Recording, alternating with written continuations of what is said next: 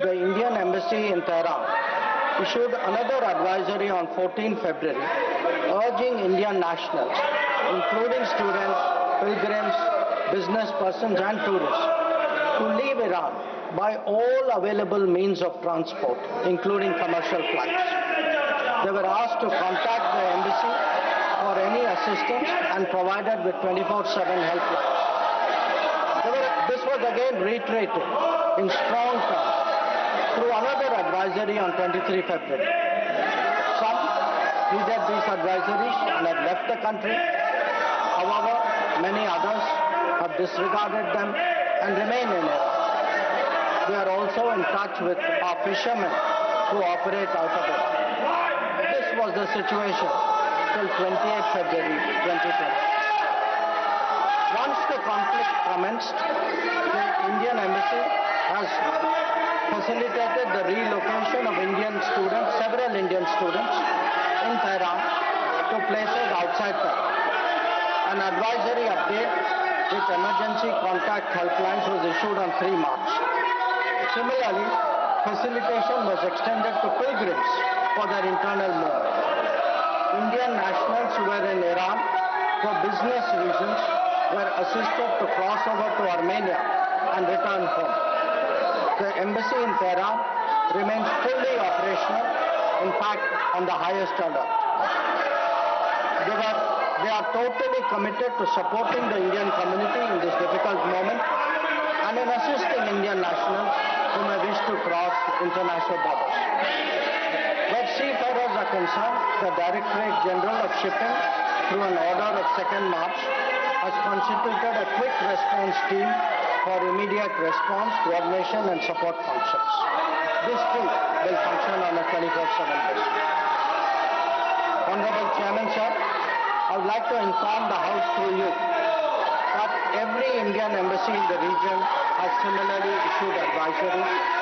The embassy in Israel did so on 28 February and 1 March, UAE on 28 February and 5 March, Bahrain on 28 February, Qatar on 28 February, Kuwait on 28 February and 5th March, and Saudi Arabia on 28 February and 8th March, Oman on 28 February, Iraq on 28 February and 5th March. MEA has set up a dedicated special control room to monitor the situation and respond to queries from those. Let him complete his statement. Let him complete his statement. You are not allowing him to make the statement. That is not correct. Dalgaji, that is not correct. I allowed you to speak. Let him complete the statement. I will come back to you. Let him complete the statement. Please. The MEA's latest update on this was issued on 7th of March. Honorable Chairman, sir, our diplomats have also worked hard to assist stranded transit passengers in hubs like Dubai, Doha and Abu Dhabi. They have facilitated international border crossings for Indian nationals, including from UAE to Oman and from Qatar, Kuwait and Bahrain to Saudi Arabia. Wherever there has been a partial opening of airspace, we have approved and undertaken commercial flights, including non-scheduled flights, to enable the return of Indian passengers. Our estimate is that as of yesterday, almost 67,000 of our nationals have done so. Sir, I also saw today I was informed of a information put out by the Ministry of Civil Aviation, and this tells us of the efforts government is making. Yesterday there were 15 inbound flights operated by Indian carriers which arrived in India. On the 7th. On the 8th, there were 49 flights, and on the 9th, there are 50 flights. So I want to assure the House that every effort is being made, that those who are stuck in the region, those who are transit passengers who are there, those who need to come back urgently from this region, we are making every effort for them to do so.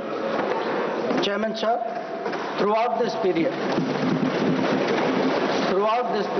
government maintained close contact with relevant countries. Honorable Prime Minister himself has spoken to the President of UAE, the Amir of Qatar, the Crown Prince of Saudi Arabia, the Crown Prince of Kuwait, the King of Bahrain, the Sultan of Oman, the King of Jordan, and the Prime Minister of Israel. In each case, we received assurances that the well-being of the Indian community would be a priority for the host government. I have similarly been in close touch with my counterparts in these countries. Insofar as the United States is concerned, we have maintained regular contacts through diplomatic channels. While attempts have been made, contacts with Iran at the leadership level are obviously difficult at this time. I have, however, spoken to Foreign Minister Arakchi on 28 February and 5 March 2026. We will continue these high-level conversations in the coming days. Sir, the House will also be interested in the issue of an Iranian vessel that is currently docked in Kochi. The Iranian side had requested permission on 28 February for 3 ships in the region to dock at our ports. This was accorded on 1 March. IRIS Lavan actually docked on 4th March in Kochi. The crew is currently in Indian naval facilities. We believe that this was the right thing to do, and the Iranian foreign minister has expressed his country's thanks for this human gesture. Honorable Chairman, sir, in view of the implications of this conflict for our energy security, I also seek to address that particular concern. Government remains committed to ensuring that fully, taking into account availability, costs, and risks of the energy markets. For us, the interests of the Indian consumer has and will always be the overriding priority. Where required, Indian diplomacy has supported the endeavors of our energy enterprises in this volatile situation. Honorable Chairman, sir, let me conclude by highlighting the 3 guiding factors of our approach. 1. India is in favor of peace and urges a return to dialogue and diplomacy. We advocate de-escalation, restraint, and ensuring the safety of civilians. 2. The well-being and security of the Indian community in the region is our priority. We will continue to work with the governments of the region towards that end. And 3. Our national interest, including energy security and trade flows, will always be paramount. I am confident, sir, that the government has the full support of this august House on this matter. Now, Honorable Leader of the House. आदरणीय सभापति जी, बहुत तफसील में विदेश मंत्री जी ने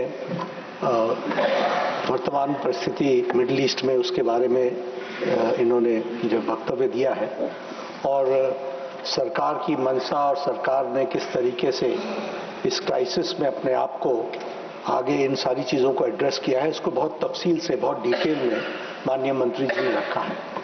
जो opposition की तरफ से एनर्जी के बारे में भी प्रश्न था, उसका भी उन्होंने उस पर प्रकाश डाला है और बताया है कि सरकार किस तरीके से सारी चीज़ों पर सजग भी है, एक्टिव भी है, एड्रेस भी कर रही है और उन सभी समस्याओं के साथ आगे बढ़ करके भारत की जनता को और भारत की आवश्यकता को ध्यान में रख करके हम आगे बढ़ रहे हैं। बहुत दुख के साथ मुझे कहना पड़ रहा है कि विपक्ष का जो व्यवहार है वो बहुत ही गैर जिम्मेदाराना है, बहुत ही गैर जिम्मेदाराना और यह निंदनीय भी है। इसको जितनी निंदा की जाए वो कम है। इनका इंटरेस्ट न देश में है, न इनका इंटरेस्ट डिबेट में है। आपके मोबाइल पर तुरंत आएगी ब्रेकिंग न्यूज। स्क्रीन पर सबसे पहले दिखेगी बड़ी खबर, देश दुनिया की हर खबर एक जगह। अब आपके मोबाइल पर तुरंत फटाफट इंस्टॉल कीजिए न्यूज नेशन ऐप और रखिए खुद को अपडेट।